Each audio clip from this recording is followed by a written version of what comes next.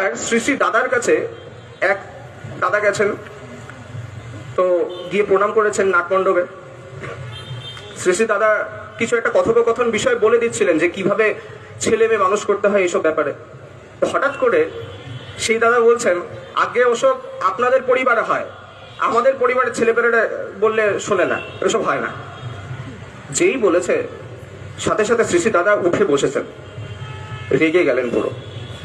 রেগে গিয়ে বলছেন, শোনেন, আমাদের পরিবারে হয় আপনাদের পরিবারে হয় না কেন?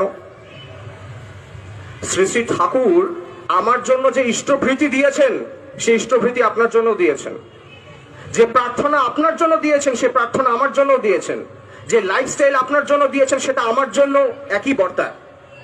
যজন যাজন ইষ্টভৃতি সস্তৈনী সদাচার সবকিছু তো সেম, সবকিছু একই, আমরাও একই করি, তাহলে কেন হয় না? তারপরে বলছেন, আসলে ব্যাপারটা কি জানেন তো, আমাদের পরিবারে না আপনাদের পরিবারের মতন আমরা মুখে বলে দেই না, আদেশ করি না, আমরা আচরণ করে দেখাই, তারা দেখে দেখে আচরণটা শেখে।